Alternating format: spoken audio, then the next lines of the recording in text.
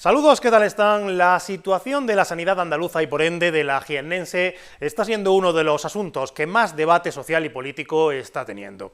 El propio Parlamento andaluz era hace unos días el foro de discusión a tenor de la posibilidad de que la Junta pudiera plantear derivar a la sanidad privada la atención primaria.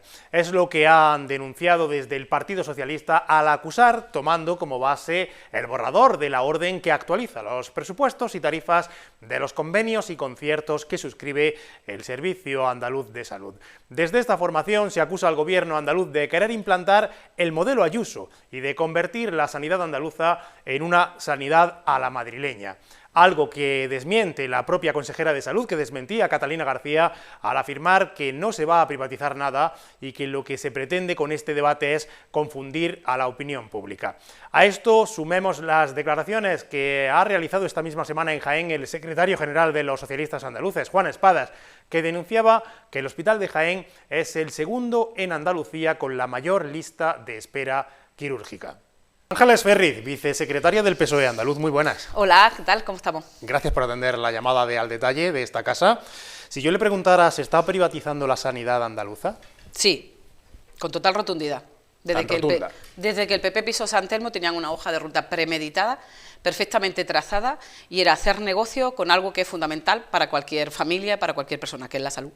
¿Qué está pasando? En el Parlamento andaluz veíamos el debate la semana pasada precisamente a tenor de esa orden que actualiza las tarifas sobre los convenios, los conciertos del Servicio Andaluz de Salud, bueno, pues con las empresas. ¿Qué está pasando en ese ámbito? Ustedes dicen que es una hoja de ruta marcada, es un paso más hacia la privatización de la sanidad. La propia consejera decía que no, que lo que pretenden es hacer ruido. Bueno, la consejera tiene que afanarse muchísimo y cuando hay que explicar muchísimo una cosa es porque evidentemente hay problemas. La primera parte que tiene el gobierno andaluz es que tiene que admitir que hay un problema en la sanidad. Esto no es una cuestión, esto lo ve todo el mundo. Esto no es que tenga que hacer nadie un acto de fe. La gente que ha podido ir al médico o que tiene un problema de salud sabe perfectamente que hay problemas. La gente que ha tardado 10, 15 días en que lo vea un médico de cabecera o una médica, eso no ha existido nunca. La gente que está esperando para una operación, la gente que está esperando para un especialista, la gente que está sin pediatra, la gente que no tiene más remedio que irse a las urgencias, que están colapsadas, lo sabe perfectamente. Esto es lo que vivimos todos los jiennenses y todos los andaluces en nuestro día a día. O sea que hay un problema con la sanidad. Yo lo que digo es que ese problema lo ha generado el Partido Popular con total intencionalidad. ¿Por qué? Porque creo que es su modus operandi. Primero, porque lo hemos visto allí donde han gobernado. Y segundo, porque lo estamos viendo aquí, con más dinero que nunca, que ellos dicen que hay más dinero que nunca, lo cual es verdad. Que dicen ellos que hay más profesionales que nunca, lo cual puede ser verdad. ¿Cómo es posible que la sanidad funcione peor que nunca? Pues esta es la pregunta que ellos tienen que responder. Entonces yo estoy convencida que ellos quieren deteriorar lo público para empujar a la gente a la privada. Y eso es lo que cualquiera que no esté viendo sabe perfectamente qué pasa. Yo he estado 31 días esperando que me atienda mi pediatra en mi centro de salud público. ¿Qué madre o qué padre espera 31 días con su hijo malo a que lo vea un pediatra en su centro de salud? Nadie. ¿Qué hacemos? ¿Irnos a una privada? Pagar. Y ahí ya es donde está el quid de la cuestión, la desigualdad total. No es lo mismo pagar un médico ganando un dinero que pagar un médico privado pagando otro. Y luego, sobre todo, es que ya pagamos para que nos atiendan en la sanidad pública. Así que sí que hay un problema y la consejera puede vestir esto de la propaganda que quiera, pero la sanidad pública actualmente está camino cuesta abajo, sin freno y además con una intencionalidad total por parte del gobierno que quiere hacer negocio. Pero aquí lo que se plantea es ese documento, ¿no?, el de la actualización de las tarifas. Si nos puede contar un poco para los que no estamos muy en la materia. Bueno, incluso se planteaba, o ustedes dicen, la posibilidad de derivar la atención primaria precisamente a la sanidad privada. Bueno, esto para que la gente nos entienda, que si habíamos dado pasos agigantados en el tema de la privatización, fundamentalmente deteriorando la sanidad pública y empujando a la gente a hacerse seguros privados, tengo que deciros que éramos de las comunidades que estábamos a la cola en seguros privados y ahora somos de las 3 comunidades de España con más aseguramiento privado. La gente se ha hecho un seguro privado y esto no es que a la gente le guste pagar, porque la gente se hace un seguro privado porque no tiene respuesta a la sanidad pública. Y el último paso que ha dado, que es bastante evidente, es hacer una orden donde lo que pretenden es ponerle precio a la atención primaria. Lo primero es esto que dicen ellos, no queremos privatizar, entonces ¿para qué sacas una orden poniéndole precio? Es decir, si tú tienes una casa y no quieres venderla, no le pones precio, ¿verdad? Si tú le pones precio a tu casa es porque quieres venderla. Pues ese es el símil con el que mejor se entiende. ¿Y es qué precio le han puesto en esas tarifas que han establecido? Pues para que vean ustedes la barbaridad es que un médico de cabecera, el médico de familia habitual, cobra por consulta 65 euros. Esto es 16 veces más de lo que cobra un médico público, un médico de la sanidad pública. O una consulta con especialistas se valora en 150 euros, creo. Si es una consecutiva, no es la primera, si es la primera 150 euros, si es otra consecutiva 90 euros. Esto es una auténtica barbaridad, porque estamos abriendo la puerta de nuestro centro de salud a lo privado. Es decir, que tú dices que como no tienes médico, puedes acudir a lo privado. Y a eso privado le pagas 16 veces más que le pagas al médico que está atendiéndote en la pública. Esto tiene una pregunta bastante sencilla. Si tú tienes dinero para pagarle 16 veces más a un médico de la privada, ¿por qué no le pagas 16 veces más al médico de la pública? ¿Se imaginan? Estarían todos los médicos y las médicas de España deseando venirse a Andalucía. Y no, que a día de hoy pasa justamente lo contrario. La gente se va de Andalucía buscando más estabilidad, porque nadie aguanta contratos de 3 meses, hasta contratos de 4 días, contratos de 6 meses, cuando en otras comunidades están haciendo contratos de 2 y 3 años. Pues en vez de irse la gente, si nosotros le pagáramos bien a nuestros profesionales y le diéramos unas condiciones estables, se quedarían en Andalucía. Y esa orden plantea también que la privada, los hospitales privados puedan utilizar nuestras instalaciones de hospitales públicos para operar. Por supuesto, utilizan nuestras instalaciones, que ya pagamos todos los andaluces, y además les pagamos. Entonces, esto es un auténtico disparate y una auténtica obscenidad. Y entonces la consejera se tiene que afanar mucho en explicar si no va a utilizar esta orden, ¿para qué ha sacado la orden? Pero dicen que no es nueva esta orden, al menos las tarifas, si la actualización, ¿no? ¿Se hacía anteriormente, no se hacía o cómo era eso? Hombre, vamos a ver, lo que está claro es que en las etapas del gobierno socialista yo creo que hemos hecho cosas bien y cosas mal, yo creo que evidentemente. Ahora, había una cosa que nosotros no hemos creído siempre, que es que la sanidad pública es lo que nos hace iguales. De todas las personas que nos vean, de todos los que nos rodean, cada cual tendrá un sueldo distinto, una pensión distinta, habrá quien esté parado, habrá quien esté pasando por circunstancias complicadas en su familia o en su entorno, en fin, personal. Pero hay una cosa que nos iguala a todos, y es que si nos ponemos malos, cuando tú llegas a un centro de salud o a un hospital, nadie te pregunta lo que ganas. Te atiende el mismo médico y la misma médica. Y esto es lo que se ha roto en Andalucía. Y no es mentira, no es mentira. Nunca, nunca en la historia de Andalucía se había abierto la atención primaria a la privatización. Nunca. Y eso es mentira. Y la consejera sabe que miente perfectamente. Ahora, en momentos puntuales, cuando la sanidad pública podía no dar respuesta, pues había determinados conciertos. Ahora, eso no es lo que está pasando ahora. Ahora es que automáticamente la sanidad pública está completamente deteriorada, y todos los que nos ven saben que los han llamado y nos mandan a la Cristo Rey de Jaén o nos mandan a la Quirón de Córdoba. Miren, no me voy a ir muy lejos, en el entorno de Úbeda. Aquí en el 2021 había una lista de espera de 11.000 personas para que te vea el especialista, para que te diga lo que tienes. En 2022 esa lista había crecido 10.000. Tendrán que explicarnos a alguien del gobierno, porque han dicho que iban a derivar dinero a la privada para reducir la lista de espera. ¿Cómo es posible que se haya derivado el dinero a la privada? O sea, a la privada sí le ha llegado el dinero público, pero las listas de espera hayan aumentado en vez de reducirse. Eso es lo primero. Y lo segundo, vamos a la piel. Esto es que hay que vivirlo. Cuando un problema de salud entra en la casa de alguien, la gente está dispuesta a hipotecar su casa si hace falta. Cuando tu madre se pone mala, es que esto es que hay que vivirlo, y lo vivimos toda la familia. Cuando tu madre le duele en la espalda, por ejemplo, y tú tienes que esperar hasta el 2024, que están dando citas para que te vea un especialista, primero volvemos a lo mismo. Tú puedes esperar, pero ¿y si ese dolor de espalda no es simplemente de que te has sentado mal o de la edad? ¿Y si ese dolor de espalda es de un cáncer? ¿Y si es de un cáncer, qué pasa? ¿Que te lo diagnostican 8 meses después, 1 año después? Es que eso es vital para la vida, no para la salud, para la vida. Entonces, lo que no puede ser es que cuando a cualquiera de nosotros, a su madre le duele la espalda, unos se puedan ir al privado y otros no se puedan ir al privado, porque si no llegamos a la conclusión de que aquí se cura antes el que más dinero tiene. Y esto es lo que ha hecho el Partido Popular desde que llegó, lo que nosotros llevamos denunciando y lo que denuncian todos los profesionales sanitarios que están en la calle manifestándose todos los días. ¿O es que los profesionales sanitarios que tienen como deporte irse a manifestarse, están quejándose, están denunciando los propios profesionales? Todos los sindicatos que se sientan, todos, SASE, Sindicato Médico, CESIF, UGT, Comisiones Obreras, las asociaciones de pacientes y, por supuesto, los grupos políticos. Esto es una cosa tan evidente que, por más que quieran vestirlo de propaganda y de autobombo, nadie se cree, porque todo el mundo que tenemos que acudir a la salud sabemos que funciona peor. Hace unos días estaba el secretario general del PSOE, precisamente en Jaén, Juan Espadas, hablaba de las listas de espera a las que usted ha aludido. Jaén, el hospital de Jaén en concreto, decía, es el segundo de Andalucía con más lista de espera quirúrgica. Detrás de Huelva, sí, está en la lista de espera para el especialista, para que nos digan lo que tenemos, que ahí, como digo, en determinadas enfermedades el tiempo juega totalmente en contra de poder salvar tu vida, y luego están las listas de espera para operarte. Y en este caso hemos visto, en esta provincia hemos visto de todo. Por supuesto que nos derivan, por cierto, nos derivan a las clínicas privadas para las cosas sencillitas. Para las cosas complicadas, entonces la pública. Porque, claro, las privadas lo que hacen es negocio. Que, en fin, yo creo que las privadas tienen su derecho a existir, pero claro, tienen derecho a existir y a hacer dinero, porque es una inversión que hace cada uno desde lo privado. Lo que no tiene derecho la gente es a no tener una respuesta en la sanidad pública. Esto es igual que en la educación o en la universidad. Pues vamos a ver, si tú quieres llevar a tu hijo a una universidad privada, estupendo, pero no que lo lleves porque la universidad pública de Jaén la han deteriorado y la han dejado prácticamente sin posibilidad de competir con otra. Cada cual que lleve a su hijo al médico privado o al médico, pero porque la sanidad pública funcione bien, y a día de hoy es que eso no se da.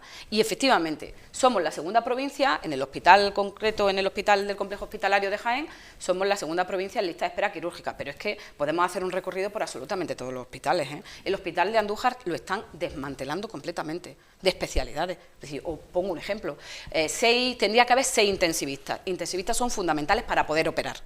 Pues solamente hay 2, y uno de ellos viene de Jaén. Como no hay intensivistas, no se opera por las tardes. Y entonces esa es la excusa perfecta para mandar a la gente a operarse a la Quirón de Córdoba o a la Cristo Rey. Pues no tiene más sentido que en vez de pagarle a las privadas, pagues intensivistas para que operen en Andújar por la tarde. Pero es que en el hospital de la Puerta de Segura, en la Sierra de Segura, también hay un montón de especialidades que han dejado de existir. En una sierra donde, bueno, pues hay mucha gente mayor.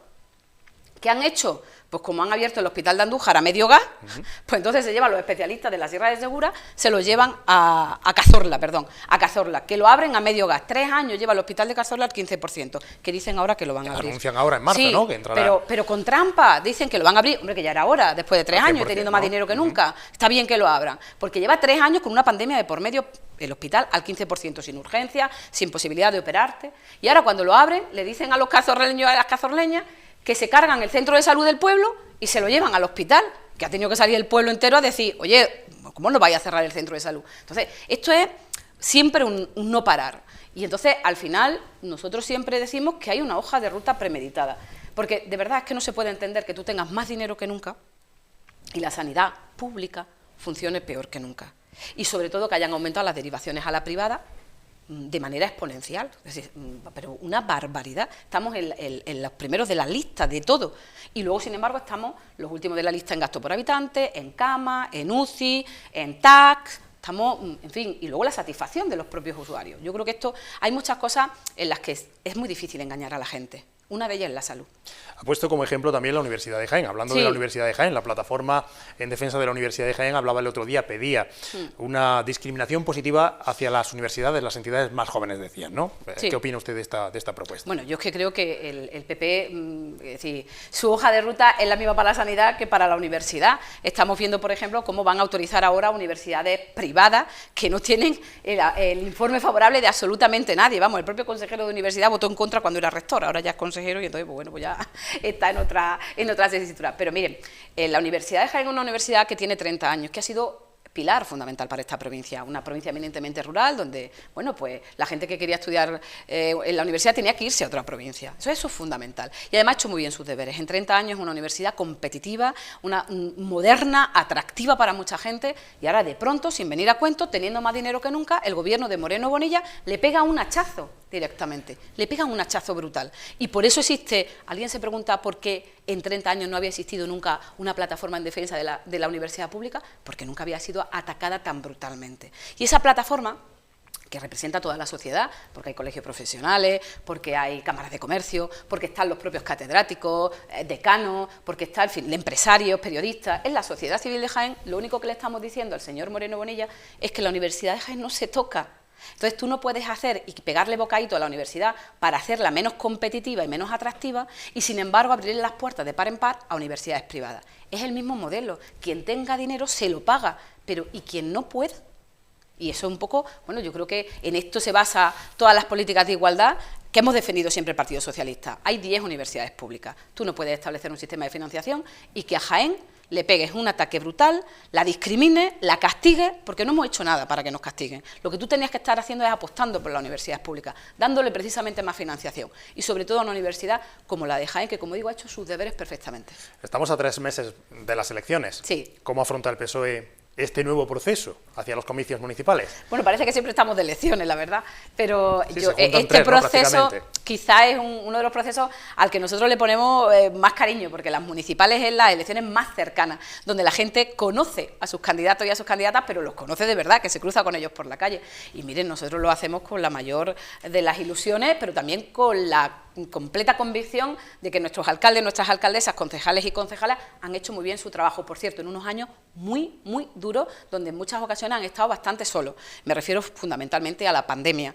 Y entonces, bueno, pues esto es una cuestión, aunque algunos quieran llevarse el debate a otro tema, al tema nacional, yo creo que hay que respetar. Son unas elecciones municipales, la gente quiere hablar de lo que pasa en su pueblo y en su ciudad, y quiere oír lo que tienen los distintos candidatos y candidatas de propuestas para la gente de los distintos municipios. Así que nosotros estamos bastante convencidos de que nos van a ir bien las municipales, porque estamos convencidos de que nuestros alcaldes y alcaldesas y su equipo de gobierno han hecho muy bien su trabajo. El Partido Popular está también convencido de que va a conseguir la Diputación. De hecho, ya ha planteado dentro de sus propuestas incluso áreas concretas, si llegan al gobierno de la Diputación. Claro, para llegar al gobierno de la Diputación hay que ganar alcaldías. ¿Qué opina usted de esto? ¿Cómo lo ve?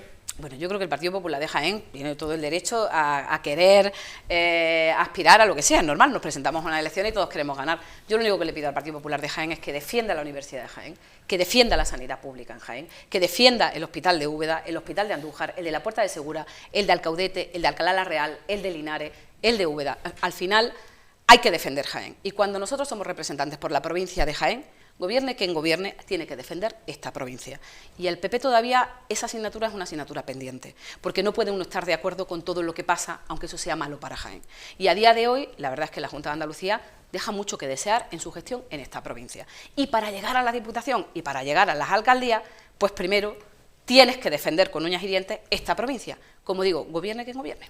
¿Cree usted que se va a extrapolar el debate autonómico a estas elecciones municipales? Usted, que además también tiene experiencia en el municipalismo, el propio Juan Espadas también defiende en muchas de sus intervenciones el municipalismo. ¿Cree que puede confundirse los términos o al menos se puede extrapolar o no? Bueno, es lo que quiere el PP. El PP lo que quiere es que hablemos nada más que de Pedro Sánchez y de Juanma Moreno, pero es que ni Juan Manuel Moreno Bonilla se presenta a las elecciones en Úbeda, por ejemplo, ni se presenta a Pedro Sánchez. Quien se presenta a las elecciones por el Partido Socialista se llama Toni Olivares y ha hecho una gestión espectacular. Y ahí están, y lo ven los vecinos y vecinas. Entonces yo entiendo que el PP no quiera hablar de la gestión de Toni Olivares, querrá hablar de otros temas. Y está bien, pero cada elecciones tiene su momento. Venimos de unas elecciones autonómicas y hemos podido hablar de temas andaluces, después seguidamente tendremos una general y podremos hablar de temas nacionales, pero yo creo que el respeto a estas elecciones municipales precisamente está en ver qué candidatos y candidatas, quién se presenta en las listas, qué trabajo hacen unos, qué programa presentan otros, y yo creo que ese es el respeto. Si algún partido político no quiere hablar de los municipios, pues tendrán que explicarlo, seguramente es porque no han hecho bien su trabajo en estos 4 años. Nosotros no estamos de elecciones 15 días antes, el PSOE de Jaén nunca está de elecciones 15 días antes, el PSOE de Jaén está de elecciones desde el día que se celebran, 4 años, por eso no pateamos la provincia solo 15 días antes, pateamos la provincia durante 4 años, los 365 días, y por eso somos un partido que no hemos ganado la confianza de los jiennenses y de las jiennenses, y por eso están los resultados electorales ahí. Y ahora nos presentamos a los comicios con la máxima responsabilidad y la máxima ilusión, pero también conscientes de que al final la gente lo que necesita es representantes políticos que defiendan sus intereses. Y en ese sentido yo creo que todavía al PP le quedan algunas asignaturas pendientes. Están muy en el juanmanismo y entonces pues están todavía como que directamente no son capaces de decirle, por ejemplo, al presidente, oye, la sanidad pública en Jaén no se toca, hay que solucionar la lista de espera, la universidad no se toca, las autovías no están hechas, o miles y miles de cosas que desde luego no se han hecho en esta provincia y llevan ya 4 años gobernando, van para 5. Esto no puede ser toda la culpa, como ellos siempre se agarran a lo que pasó antes o a cualquier otro ámbito. Pero llevan 4 años, tienen que dar cuenta ya de su gestión. Y en Jaén la verdad que la gestión del PP se anota bastante poco. ¿Cree usted en las encuestas? Se lo digo por esta última que salía del Centro de Estudios Andaluces, del Centra, que otorgaba al Partido Popular una victoria en todas las capitales de Andalucía. Mira, yo respeto todos los estudios demoscópicos que hay y creo que además ahora Lo del Centra es, me parece que, hombre, si el estudio demoscópico se lo hace el propio gobierno, pues miren ustedes, bien, cada cual puede cocinar y convertirse en Masterchef lo que quiera. Yo creo en las encuestas de pie de calle y creo en las encuestas que lanzan los resultados electorales. Y yo creo que la gente además no se equivoca y vota quien mejor puede representarlo. Por eso yo creo que es legítimo el gobierno de Moreno Bonilla. Lo que no entiendo es por qué ellos entienden que el de Pedro Sánchez no es legítimo. Serán legítimos todos los gobiernos, ¿no? O unos sí y otros no, depende de si tú ganas o no ganas. Y esas encuestas de Centra, pues hombre, cuando alguien empieza a detallarlas y a rascar un poquito, pues hombre, tienen algunas carencias bastante importantes, entre otras, que la encuesta se hace cuando ni siquiera estaban elegidos los candidatos, o que curiosamente la encuesta pregunta en los barrios donde tradicionalmente hay un voto más de derecha. En fin, pero cada cual que haga las encuestas que quiera. Eso sí, a mí me preocupa una cosa, las del Centra es que las pagamos todos los andaluces. Entonces, si el PP quiere hacerse unas encuestas para él, que las pague el PP, que no las paguemos los andaluces y las andaluzas. Ángeles Ferriz, muchísimas gracias por habernos acompañado. A ti, Alfonso.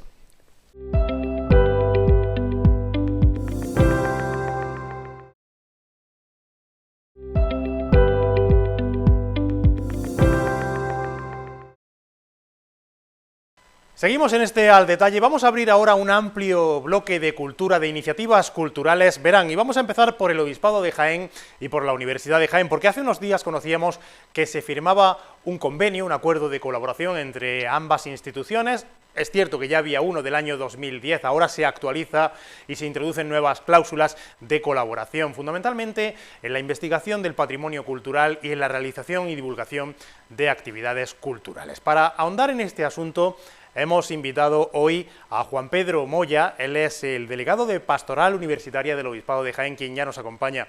Juan Pedro Moya, hola, ¿qué tal? Hola, muy buenas, Alfonso.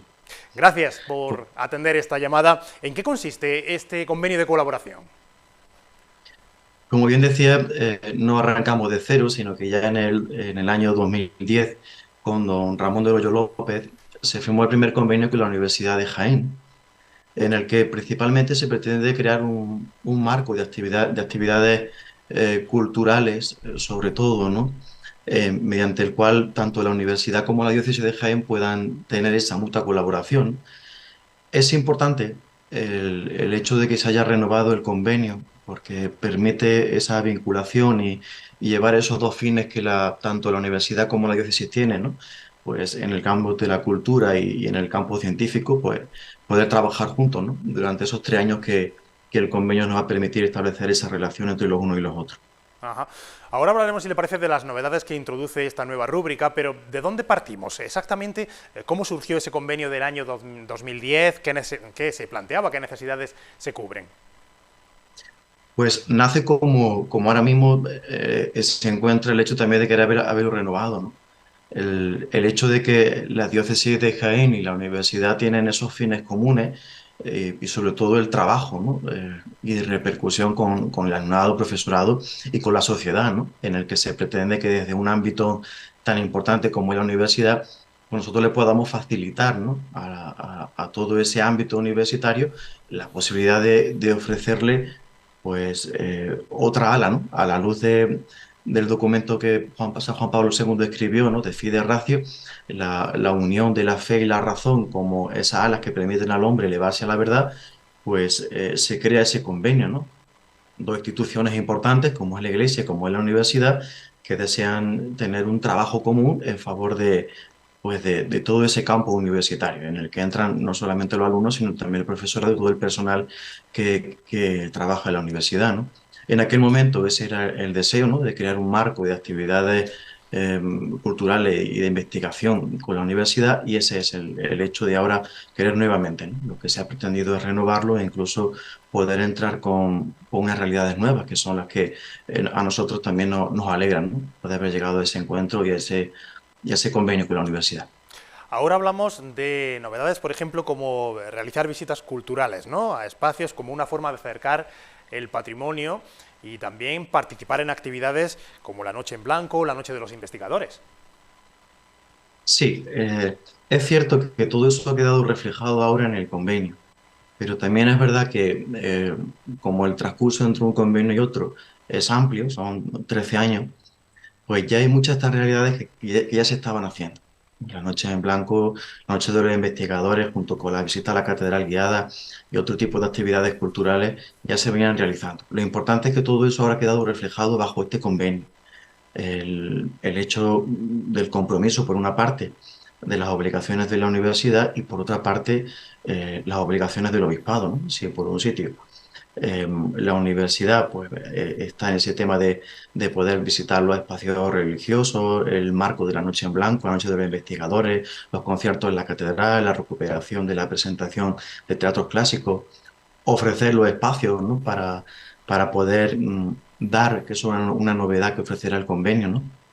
Espacios y medios necesarios para poder ofrecer unas conferencias sobre los orígenes del cristianismo y el pensamiento cristiano, ¿no? En el programa universitario para mayores.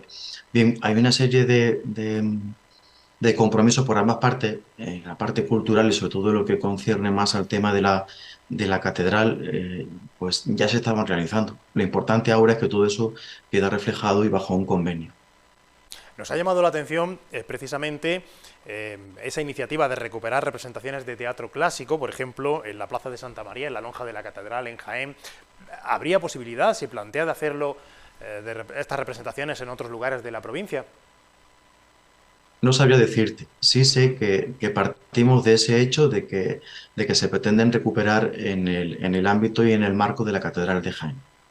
Ajá. Eso sí queda reflejado por el convenio.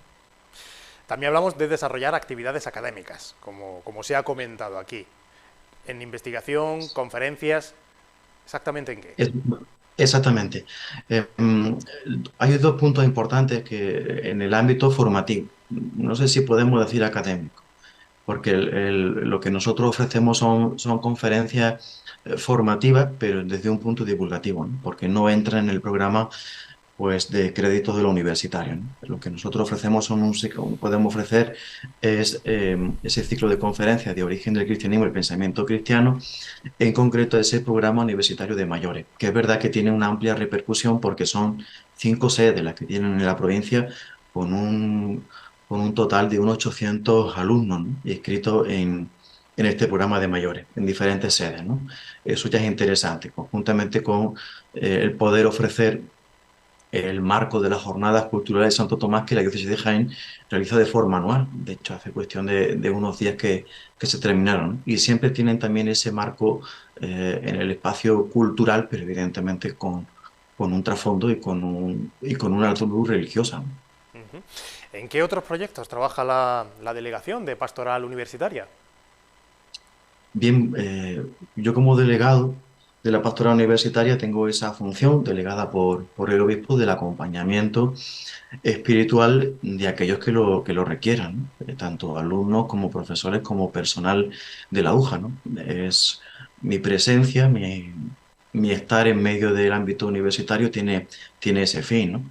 Con los jóvenes, ahora mismo en el que nos encontramos por parte de la Iglesia Universal, porque vamos camino de la Jornada Mundial de la Juventud, pero ya nuestro obispo don Sebastián marcó en el plan de pastoral diocesano la importancia y darle lugar a los jóvenes, ¿no? Entonces es el gran impulso en este año, ¿no? El estar cercano, el que los jóvenes de la universidad, que también fruto de la pandemia, eso pues, ha hecho que la pastoral universitaria no llegue a resonar en el ámbito universitario, y estamos en eso, ¿no? En darle nuevamente su espacio, porque mi función es esa, ¿no? Acompañar a los jóvenes, profesores, personal de la universidad que lo soliciten en todo ese ámbito pues espiritual, ¿no? De vida religiosa, ese acompañamiento. Además de, juntamente con el rector y el vicerrector, pues ese acompañamiento para que este convenio pues se vaya revisando y se vaya profundizando y mejorando, evidentemente. Pues Juan Pedro Moya, delegado de Pastoral Universitaria, muchísimas gracias por habernos acompañado. Ya iremos viendo cómo se materializa poco a poco, ¿no?, este convenio. Ahora estamos en Cuaresma, la Semana Santa, quizá también es un buen momento, ¿no? Sí, es cierto, como dicen, ¿no? El convenio nos ha puesto una base para que desde ahí nosotros ahora podamos levantarnos. Y eso será lo que durante estos 3 años pues tengamos que ir dándole forma. Tenemos ya bases, por ejemplo, el tema del programa de mayores, bien, pues nosotros nos toca ahora, ¿no? La universidad ofrecerá esos espacios y nosotros tendremos que ofrecer el profesorado, ¿no? Entonces nos toca ir dándole forma a todo este ámbito formativo, cultural, religioso que queremos ofrecer en colaboración con la universidad y la universidad en colaboración con nosotros. Muchísimas gracias. Muchísimas gracias a vosotros. Un placer.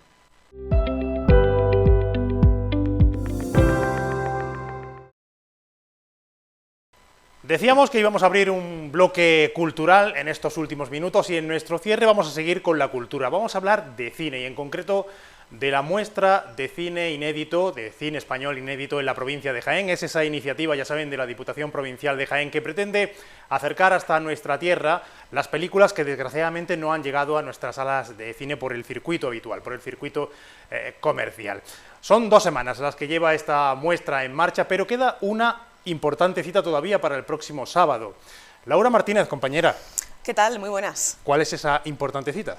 Pues es una cita muy importante efectivamente porque es ya tradicional en nuestra tierra y en concreto en Cazorla como sede para acoger la entrega del premio Miguel Picazo, que este año además recae en el actor Eduardo Noriega, que ya trabajó con el director jiennense en la famosísima película Tesis. Y a quien saludamos, si te parece, Eduardo Noriega. Hola, ¿qué tal? Hola, ¿qué tal? ¿Cómo estáis? ¿Qué tal? Bueno, ¿qué Muy sensaciones tienes ante este premio? Pues muy ilusionado y muy emocionado. Un premio que lleve el nombre de Miguel Picazo es un inmenso honor y me hace especial ilusión por lo que significó, por lo que significa Miguel Picazo para el cine español, pero también porque yo tuve la suerte de conocerlo. De una forma muy curiosa porque yo coincidí con él en Tesis, él estaba en Tesis como actor, pero para mí La tía Tula era una de las películas más importantes del cine español. A mí me marcó muchísimo La tía Tula y yo cuando conocí a este señor entrañable que estaba en el set de Tesis y que realmente parecía una persona mucho más mayor y con problemas de asma porque se mantenía en el personaje todo el tiempo, yo no sabía que era Miguel Picazo porque yo no lo identifiqué físicamente. Y fue más tarde cuando ya supe que había estado con Miguel Picazo en un rodaje y que no le había dicho lo importante que había sido para mí La tía Tula. Luego, por suerte, estuve en el homenaje que se le hizo en Cazorla en el 2004 y ahí ya sí tuve la oportunidad de hablar con él, por supuesto. Iba a preguntarte precisamente por eso, Eduardo, con ese momento, ¿no?, de encuentro, de conocer a Picazo, y si nos podías hacer un poquito de memoria y recordar alguna anécdota o cómo recuerdas precisamente ese rodaje con Miguel y el resto del equipo. Bueno, Miguel tenía un papel pequeñito, que era el profesor Figueroa en Tesis, y realmente era un señor ya, un profesor de edad avanzada, con problemas de salud y que luego le va a impresionar muchísimo, demasiado, mortalmente, ver una película, ¿no? Una película de Snap Movie.